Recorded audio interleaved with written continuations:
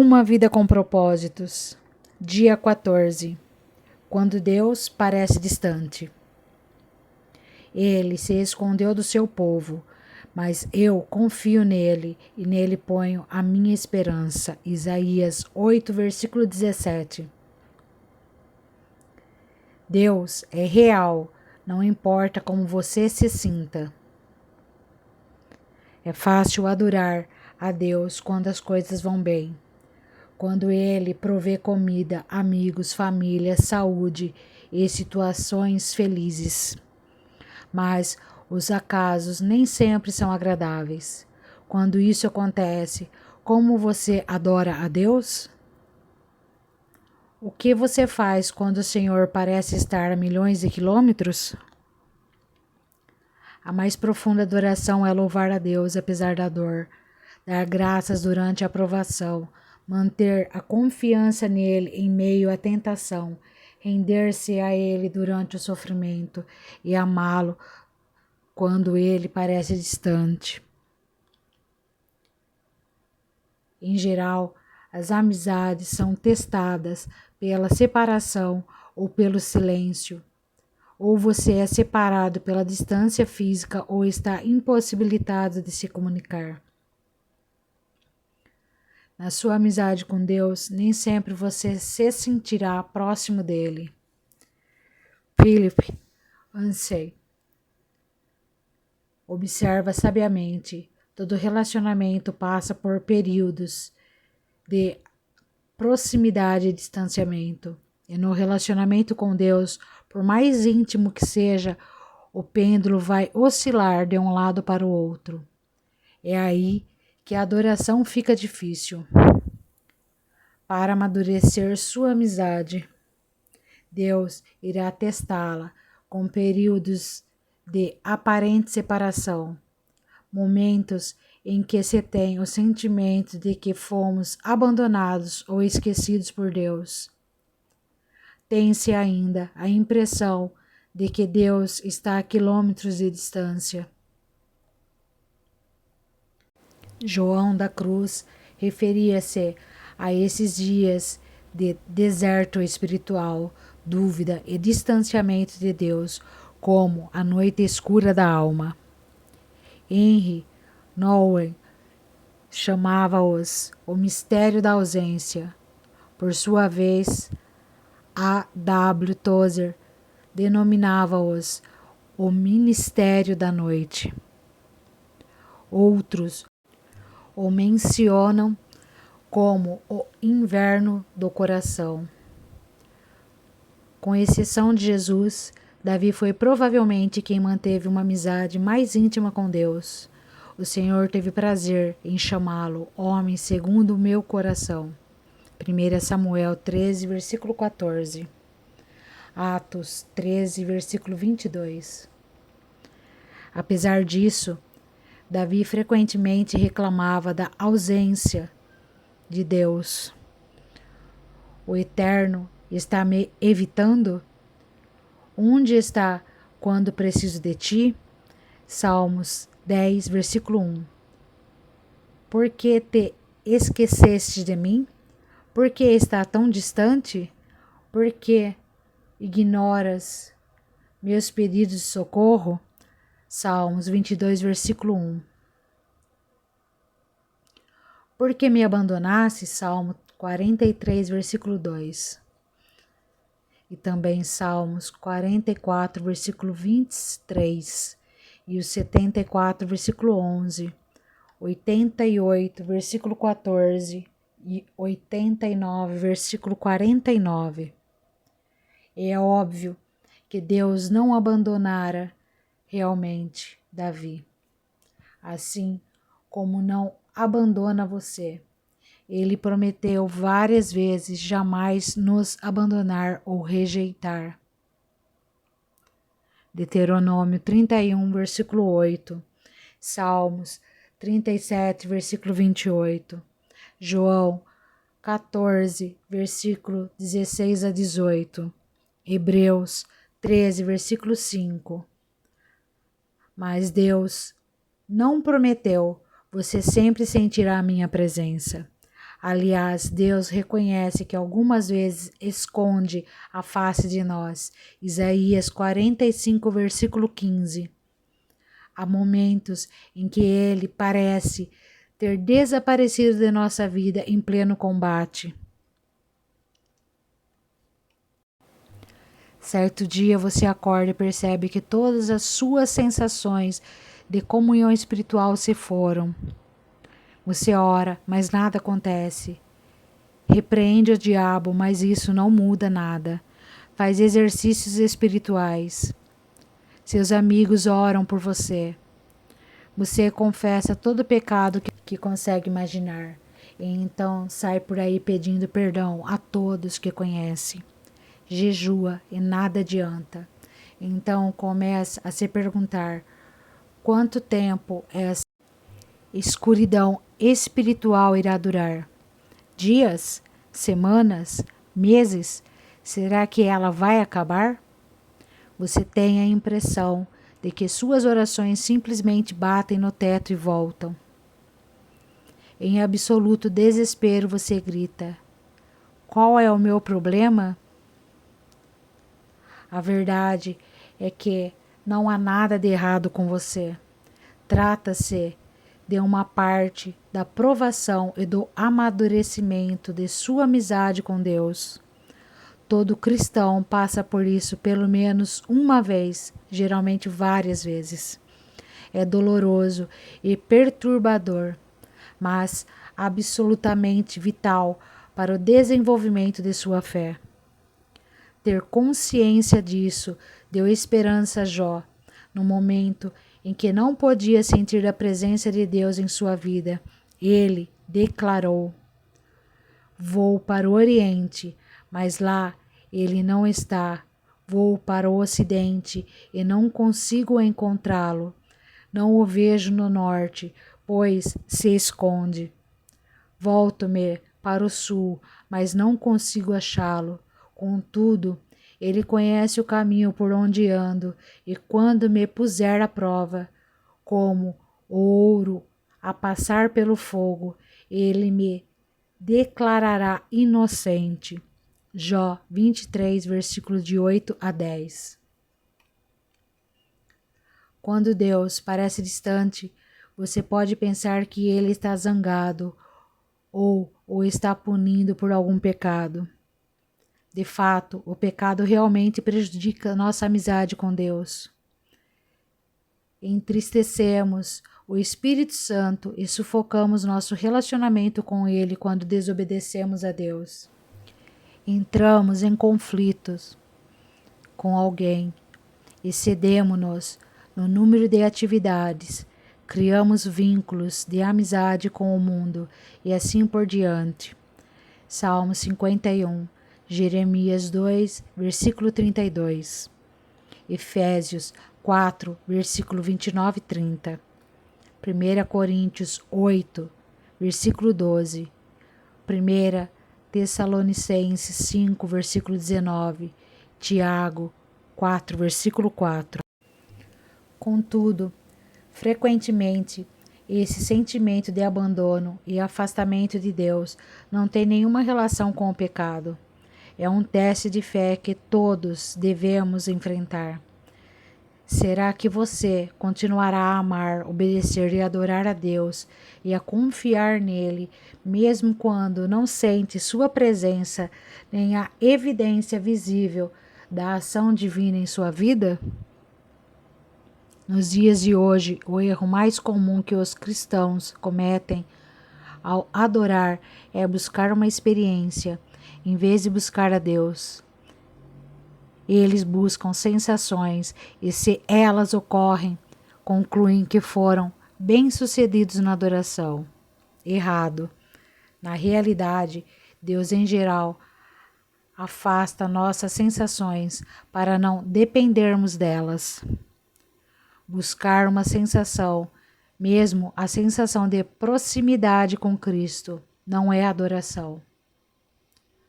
Quando você é um novo cristão, Deus permite que você sinta muitas emoções que confirmam sua fé e frequentemente responde às orações, mais imaturas e egoístas.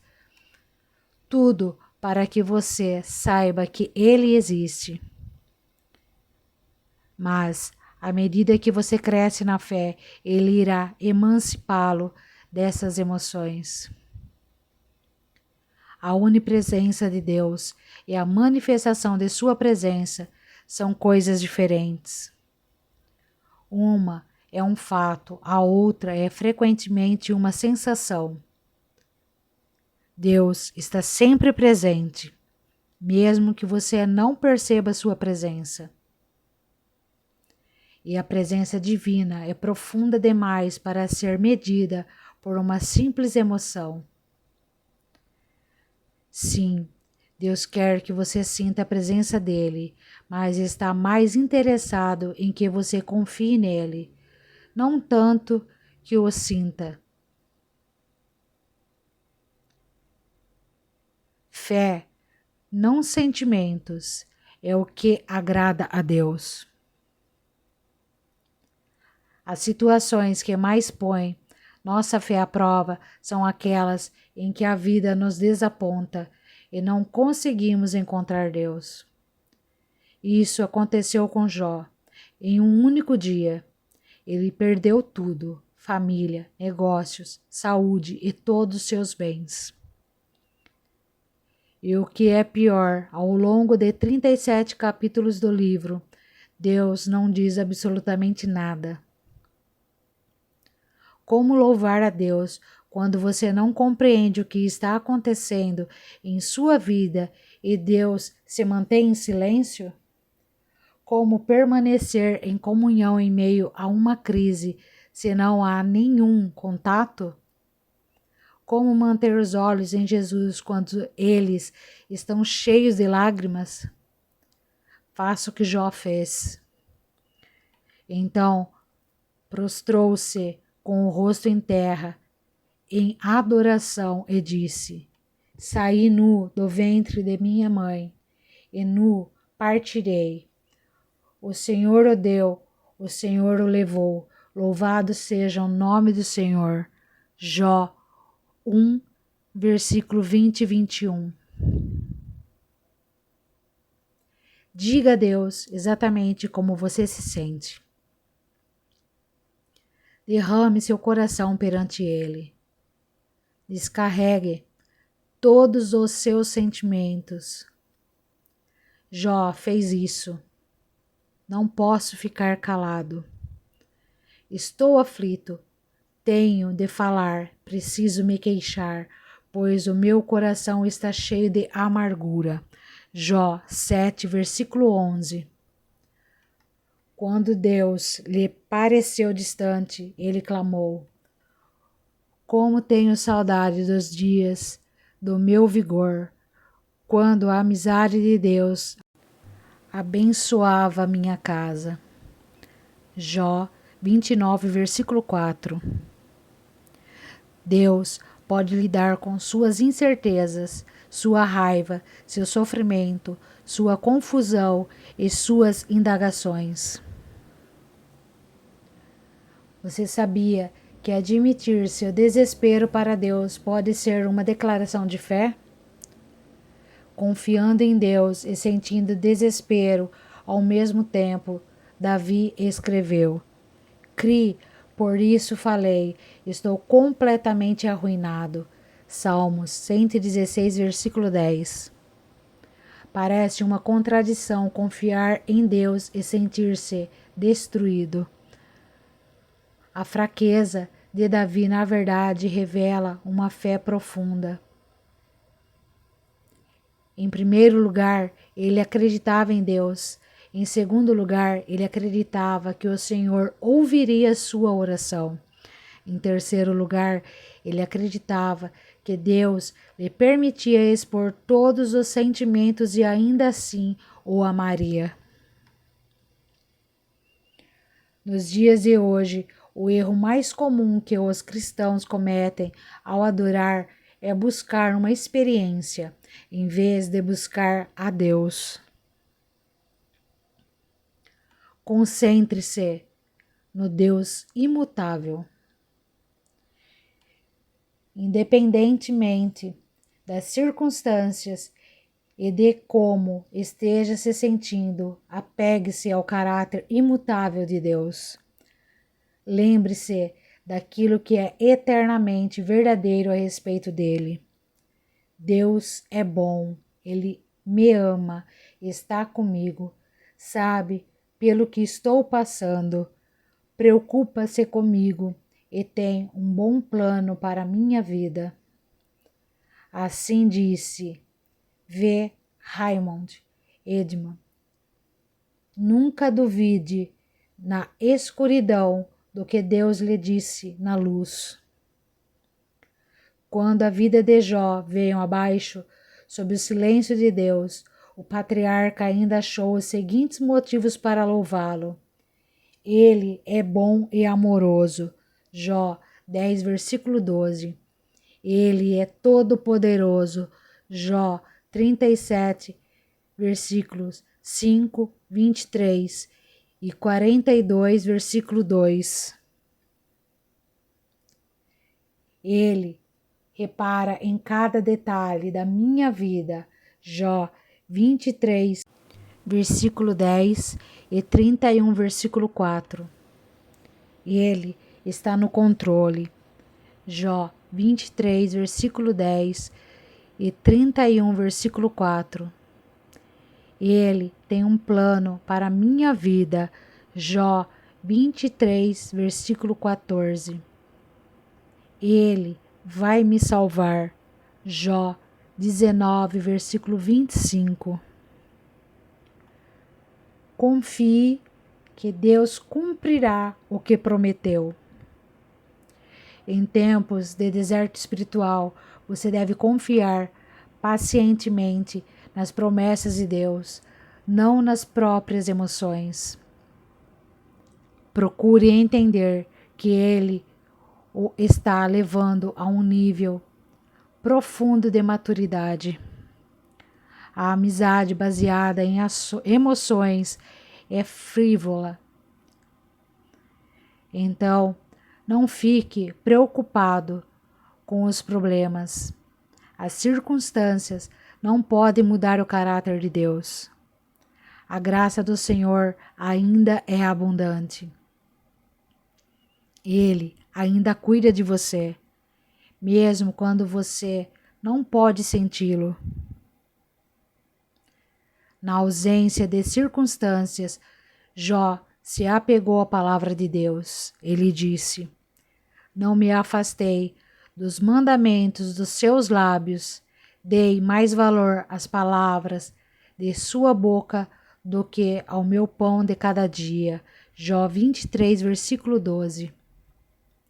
Essa confiança na palavra de Deus fez com que Jó permanecesse fiel, ainda que nada fizesse sentido. Sua fé se manteve forte em meio à dor. Deus pode até me matar, mas ainda assim confiarei nele. Jó 13, versículo 15. Quando você se sente abandonado por Deus e ainda assim mantém a confiança nele, significa que você está adorando da maneira mais profunda, apesar de ter sentimentos conturbados. Lembre-se do que Deus já fez por você. Se Deus nunca tivesse feito nada por você, ele ainda merecia seu louvor ininterrupto por toda a vida, por causa do que Cristo fez por você na cruz. O Filho de Deus morreu por você. Esse é o maior de todos os motivos para adorar a Deus. Infelizmente, esquecemos os detalhes cruéis do torturante sacrifício que Deus fez a nosso favor.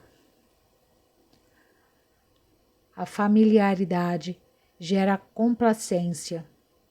Mesmo antes da crucificação, o Filho de Deus foi desnudado, espancado, até ficar quase irreconhecível. Açoitado, ridicularizado, escarnecido, coroado com espinhos e cuspido de forma humilhante, ultrajado e ridicularizado por homens cruéis. Ele foi tratado pior que um animal. Então, quase inconsciente pela perda de sangue, foi forçado a arrastar uma cruz colina acima. Foi pregado nela e deixado para morrer em lenta e excruciante agonia. Enquanto seu sangue escorria, escarnecedores a seu redor gritavam-lhe insultos, rindo-se da afirmação de que era Deus. Em seguida, pelo fato de Jesus ter assumido a culpa pelos pecados de toda a humanidade, Deus desviou os olhos daquela horrível visão e Jesus gritou em total desespero: meu Deus, por que me abandonastes? Jesus poderia ter se salvado, mas assim não poderia salvar você. Palavras não podem descrever as trevas daquele momento. Porque Deus permitiu e suportou tão medonho ato de crueldade? Por quê? Para que você fosse poupado da eternidade no inferno e pudesse compartilhar a glória divina para sempre.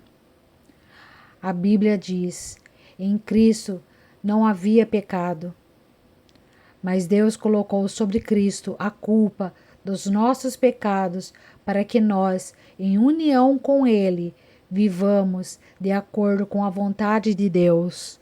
2 Coríntios 5, versículo 21. Quando você se sente abandonado por Deus e ainda assim mantém a confiança nele, significa que você o está adorando da maneira mais profunda. Jesus desistiu de todas as coisas para que você pudesse ter todas as coisas. Ele morreu para que você pudesse viver para sempre. Somente isso já é o suficiente para o nosso agradecimento e louvor contínuos e justifica nunca mais se perguntar por que motivo devemos ser gratos. Dia 14. Pensando sobre meu propósito de vida.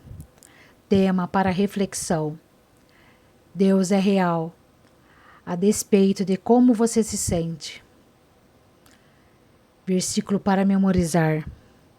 Deus disse: eu nunca os deixarei e jamais os abandonarei. Hebreus 13, versículo 5. Pergunta para meditar: como faço para me concentrar na presença de Deus, especialmente quando Ele parece distante? Propósito número 2. Você foi formado para fazer parte da família de Deus. Eu sou a videira, vocês são os ramos. João 15, versículo 5. Cristo nos fez um corpo conectado com os outros. Romanos 12, versículo 5.